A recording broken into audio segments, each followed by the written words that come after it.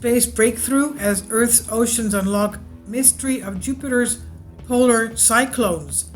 Scientists have now cracked one of the biggest questions about Jupiter's famous polar cyclones using ocean physics from our Earth.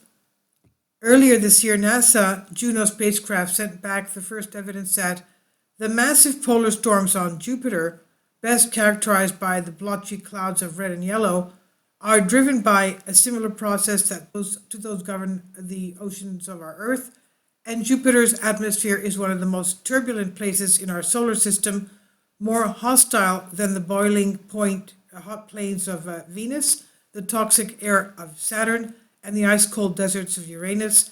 And thanks to the work of Juno, the spacecraft, we know that Jupiter's poles are home to gigantic, persistent cyclones that rotate around areas of low pressure without dispersing.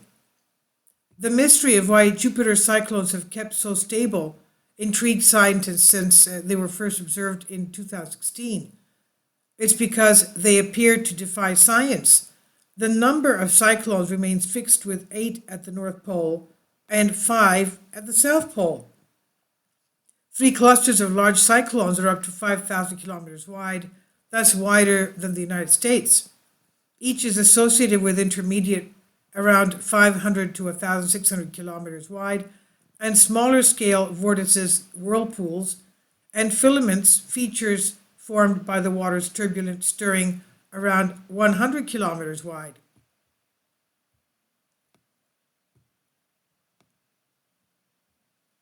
Now, a study published in the scientific journal Nature Physics has since provided evidence that these huge Jovian cyclones of Jupiter at Jupiter's poles are sustained by the same forces that power the Earth's ocean vortices. In physics, because both liquid and gases can flow, they are both considered to be fluid. Just like on Earth, the hotter, less dense air from deep in the gas giant's atmosphere is more buoyant and so rises where it condenses to form clouds. Meanwhile, cooler, denser air flows downwards. On Jupiter, the rapidly rising air within these clouds acts as an energy source, and it drives energy transfer, feeding the large circumpolar and polar cycles in a process called moist convection. Leah Siegelman, postdoctorate fellow at the Scripps Institute of Oceanography at University of California, San Diego, UCSD, who led the study, said the images sent back remind her of activity seen in our oceans.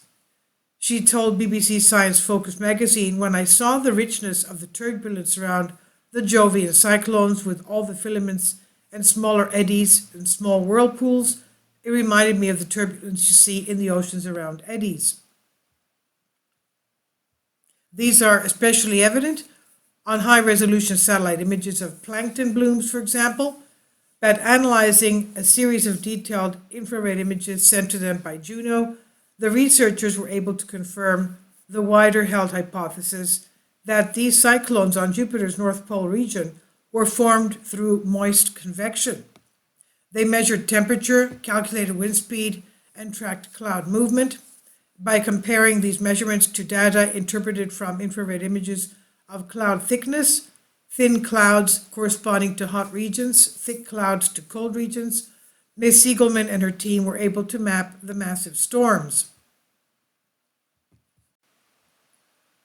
Juno is currently in a polar orbit around Jupiter, and so in theory could send more images back to Earth if that is what researchers require.